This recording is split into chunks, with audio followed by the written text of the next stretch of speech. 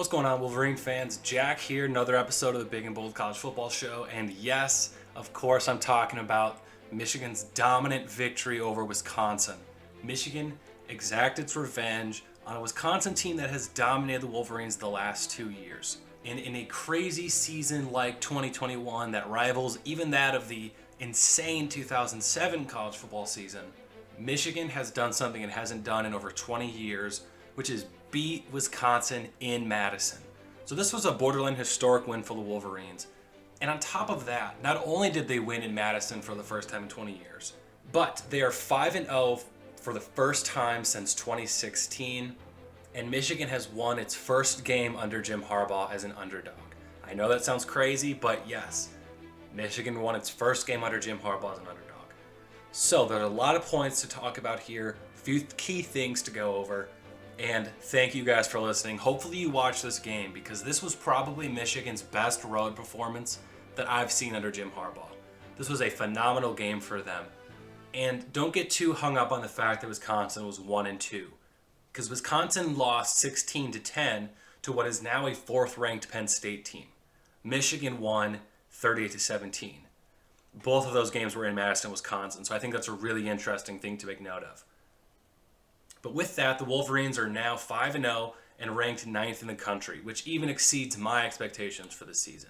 I had Michigan starting off 4-0. I wasn't grossly surprised by the fact that they were 4-0. And in the offseason, I had them losing to Wisconsin. Now, before the game, if you listened to my preview, after watching the Wolverines these last 4 games and watching Wisconsin in their first 3, I did predict the Wolverines to win 20-17 with an extremely low amount of confidence. Nobody predicted them to win 38-17, and really, it wasn't even that close when you look at how the game played out. But as always, let's go over my 3 key points heading into the game and see how that went, see if those 3 key points mattered, and then we're going to talk about my 3 keys to victory heading into the game and see, how did that play out for the Wolverines. Go over offensive and defensive MVP, and look at overall how did the game play out. So with that, that's the introduction for the episode. And again, thanks for listening, everybody. My first key point heading into this football game: which quarterback was going to turn their season around, prove people wrong, and win this football game for their team? Because I imagined that the team with the better passing game was going to win. I understand that historically the team that runs the football better is the one that wins out. But I think this year was a special example where it was going to depend on the quarterback play for each team leading the way for them. Both Graham Mertz and Cade McNamara being questioned by their fan bases. And ultimately, it was the case. Cade McNamara outplayed Graham Mertz. And after Graham Mertz went down with injury, which I'll talk about later, outplayed Chase Wolf as well. And Graham Mertz probably could have helped Wisconsin to stay in the game, but I think this was a lost cause for them. So even with Graham Mertz going down, I think that it was that was it for them, really. You had one good drive at the end of the second quarter where Wisconsin was able to score a touchdown. But in the second half of the game, Michigan came out firmly in control. So with that, Cade McNamara had himself a very good game, and probably his best game of the season. He was 17 for 28, 197 yards, and 2 touchdowns. Which you may say, that doesn't sound like a particularly impressive stat line. But when you consider Wisconsin's defense this year and just how good it's been, again, reference that Penn State game. Penn State won that 16-10. Sean Clifford was 18 for 33, 247 yards, and a touchdown. Not grossly different from that of Cade McNamara's stat line. And Penn State is now the 4th-ranked team in the country, so maybe no shame in Cade McNamara not having the best game, but he still did more than enough for the Wolverines to win this. He hit Cornelius Johnson on 2 big touchdowns. They really helped separate the Wolverines in this game. Of course, the first touchdown off a flea flicker pass down to Cornelius Johnson, opening up the game. But that was my first key point, and Cade McNamara most certainly proved some people wrong in this football game. So that was huge for them. My second key point: Michigan struggles on the road under Jim Harbaugh. Again, from 2015 to 2019, this was a stat I pointed out in my preview for this game. 8 of Michigan's 11 losses were on the road from 2015 to 2019 outside of the Ohio State games. So clearly Michigan has had an issue on the road. They're very good in the big house, obviously, except when they're playing Ohio State, that is.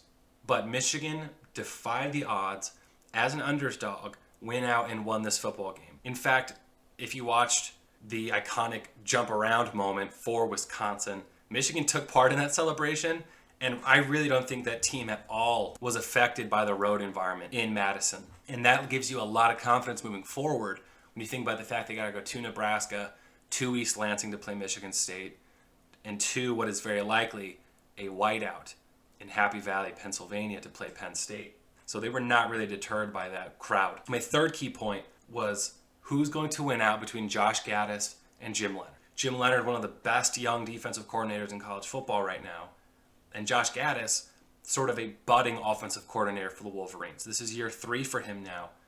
What were they going to pull out of their pocket to try and beat each other down? You know, Michigan, great at running the football. Wisconsin, best run defense in football. Which coordinator was going to pull something out of their pocket to try and outdo the other? And in this game, it looked like it was Josh Gaddis. You had the flea flicker pass, as I said, early in the game. That put the first points on the board. And Cade McNamara hit an almost wide open Cornelius Johnson with 2 defenders trailing him to put their first points on the board. The run game wasn't really there. I can talk about that a bit more later.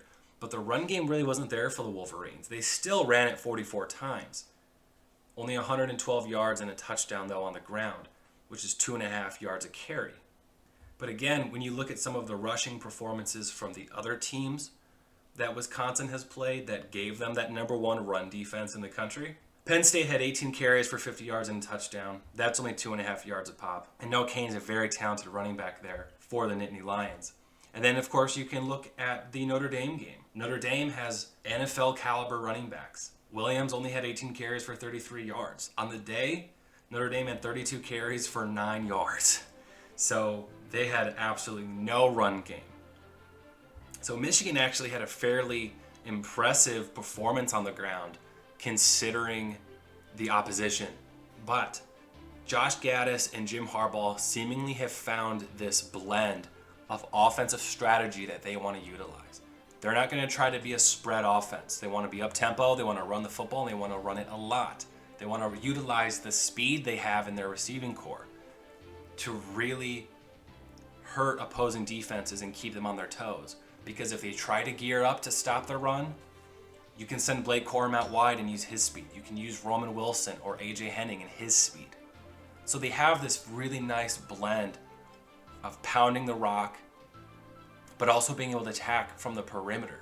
So they can really hurt you in multiple ways with this offense. Now, looking back at the game, I did a breakdown of positional, strengths and weaknesses. Who has the better quarterback? Who has the better offensive line? So on and so forth. And it really showed through. I mean, I think Michigan's quarterback to running back connection was much stronger than that of Wisconsin. Wisconsin really wasn't able to run the football all that well. I talked a bit about the offense. I really want to talk about the defense that Michigan had out there. Yeah, Michigan's run game, not great, but it's Wisconsin. Their passing game did more than enough. Roman Wilson had a strong game, 6 catches for 81 yards. Cornelius Johnson had those 2 catches for 47 yards, both of which for touchdowns. Offensively, they had a really strong performance.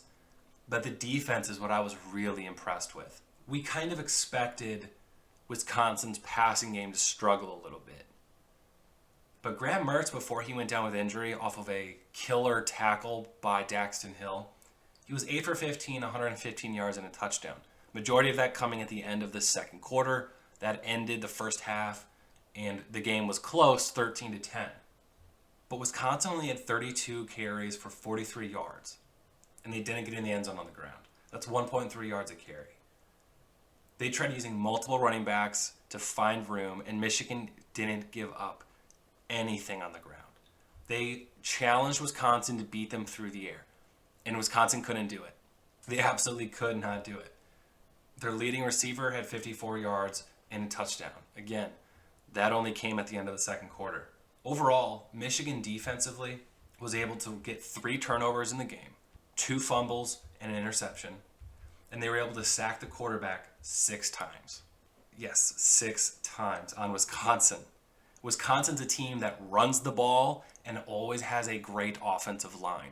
Now, clearly, these are a couple things that are an issue for Wisconsin, and it's why they're not winning football games to start the season. But just how dominant Michigan's defense was is borderline terrifying, I think, for the rest of the Big Ten. And they didn't just do it with Aiden Hutchinson. Daxton Hill had his first interception of the season when he picked off that pass, and he was used to get to the quarterback as well. Chris Hinton recovered a fumble in the game. Aiden Hutchinson, at times, that Wisconsin offensive line was borderline tackling Aiden Hutchinson and taking the holding penalty just to prevent him from getting to the quarterback. But ultimately, Michigan's best player on the day and their defensive MVP was David Ojabo. He had an incredible game. Led the team in tackles with 7, led the team in sacks with 2.5, and tackles for loss with 2.5, and he forced a fumble. David Ojabo was all over the place, and that is terrifying for opposing offenses because if it's not Aiden Hutchinson, it can be David Ojabo. Michigan's defensive lineman, Chris Hinton specifically, looked very good out there in stopping the run. If they can stop Wisconsin from running the football, they can stop a lot of teams from running the football, in my opinion. So overall, from top to bottom, Michigan had a fantastic, fantastic game. And their special teams was incredible. Jake Moody, he couldn't miss out there. He hit 3 field goals and all 3 extra points. Michigan was able to recover a punt because of a mistake by the Wisconsin punt team. They were able to get the ball at the 5-yard line because of that mistake. They had plenty of good returns, getting the ball between the 40 and 50-yard line to be able to play with a short field and get down to score. Overall, fantastic performance. But ultimately, the game as a whole was fantastic for the Wolverines. And I would have to say offensive MVP would go to Cornelius Johnson. Some may motion for Cade McNamara, but I think Cornelius Johnson, he came up with that great catch to begin the game. So, to sort of recap, defensive MVP, most certainly David Ojabo. He had a breakout game for them. Offensive MVP, I'm going to give that to Cornelius Johnson.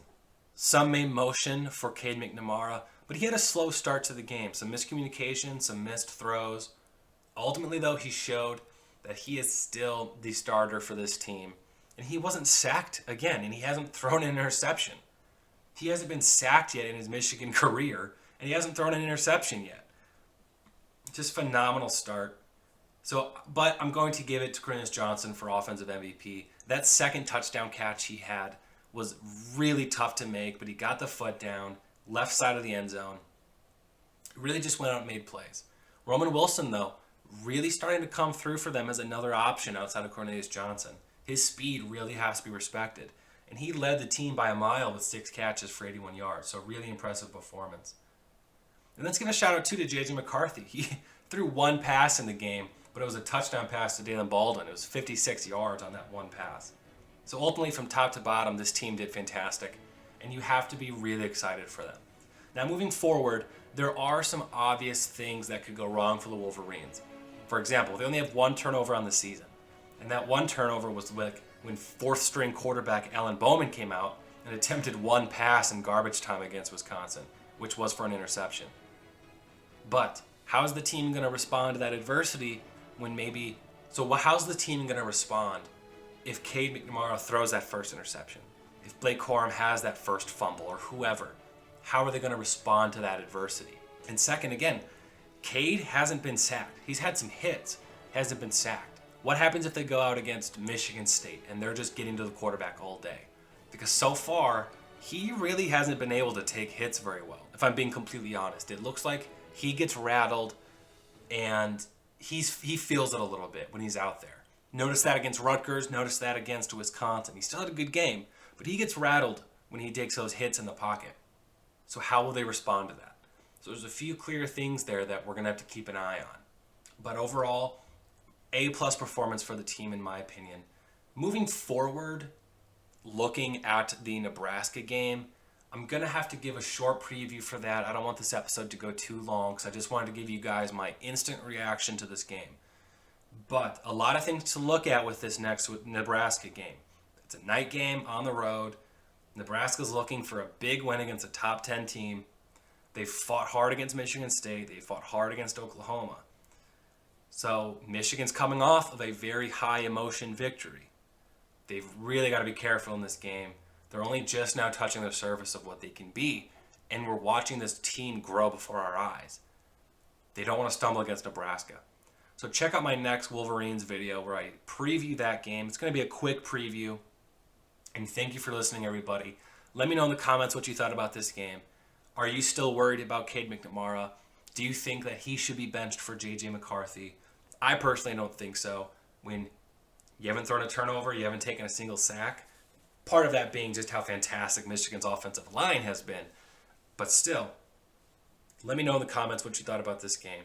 And are we going to have a 7-win Michigan team going against a 7-win Michigan State team? Which, by the way, they would both be in the top 10, and neither team would have a loss if that was the case. So that's kind of crazy to think about. But thank you for listening, everybody, and enjoy your week.